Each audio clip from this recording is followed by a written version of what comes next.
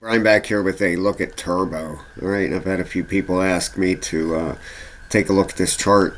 All right, first of all, you had this major run up and over here. Okay, let me get rid of some of this noise off here. You got some corrective moves in here and some other stuff going on. So number one, let me get this off here and pull this up. Okay, and get rid of some of this noise. All right, number one, you had a one, two, three, four, five. You had five waves up in here. Okay. Now there's two ways. You had a corrective move in here. You can see it. Okay. I can clearly see that you had one, two, three, four, five. You had five waves down right there. Okay, which more than likely means right here an A wave. Okay, you have an A, you have a B wave up here, and we're looking for a C wave bottom. All right, after you have five waves up, then you go into you have a corrective structure. All right, now how do we know this is probably going to be an ABC? Well, if we measure this out, a 618 or a 702 is normally where a B wave would stop at. All right, you got a 702 hit right here. Okay, so there's your B. If we measured this out, you put your A wave on top of your B wave, it gives you a C wave bottom. All right, now let's put a line here. Okay, now this thing has been going sideways in here. So could this not come in as deep? Absolutely. All right, it doesn't have to be exactly the length of this C wave. In fact, if we put the Elliott wave counter on here, it's looking for a bottom somewhere in here. All right, so what we're going to do here, we're going to put a box here. Anywhere through this box down here, we're looking for a C wave bottom. Okay, right down through here. All right, now let's give this back up off here and take a look at this thing. Okay, now it's been holding this level here quite nicely. Could it have a run back up here? Yeah, it absolutely could. But until it takes out this high right here, this is nothing more than just noise in here. Okay, it can bounce around in here all at once. You need this dip down here into this lower box to get this C wave completed. All right, so we need this to lose this support here. If I'm a betting man, I'm betting it's coming down to this lower end, 0.00422. All right, that's where I think it's going to come to, but it could stop anywhere in this box through here. All right, if we look at some RSIs here, the 1 hour is coming down. You got your 4 hour.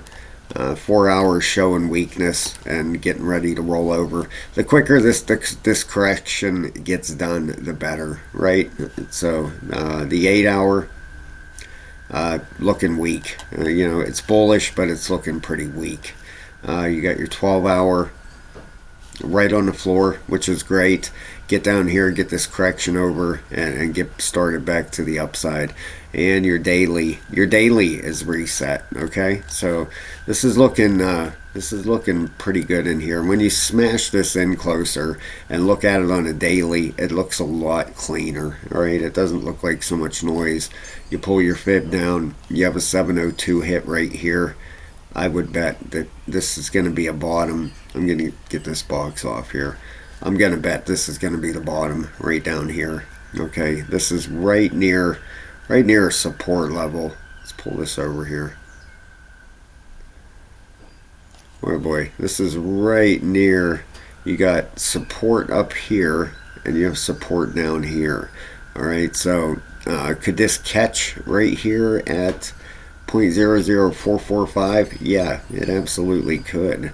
All right through this zone here. So that's what I'm going to be looking for, a bottom right here and then a bounce up out of here, and it's probably going to be a pretty serious bounce here. Okay, going to measure this off here.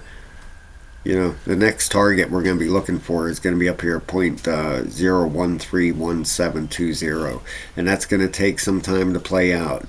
All right, you're going to have it's going to start probably something like this, 3, 4, 5, and it's going to take time to play out. All right, this is probably going to take a few weeks to play out, unless it moves something like this and just fires right up there like this did here. But your weekly RSI, let's take a look at it. Do we have a weekly yet?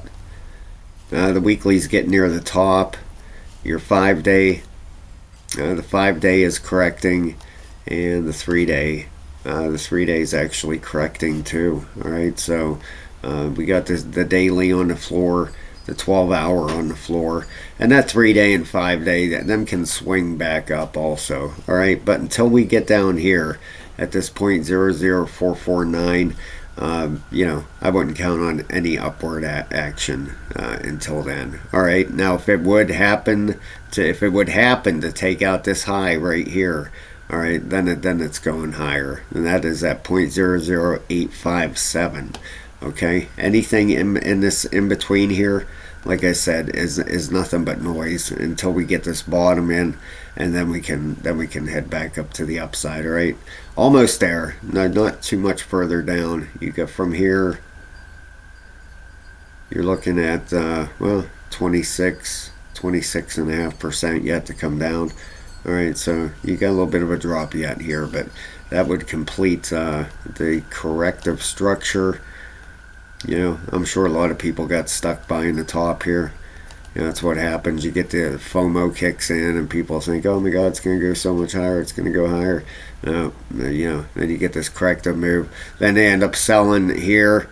It bottoms out here, and then it fires right back up. That's the trap people get trapped in here. If you held the whole way down to here, not financial advice, I'm not a financial advisor, guys, but if you held the whole way down to here, you might as well hold this other 26% down and ride this thing back up.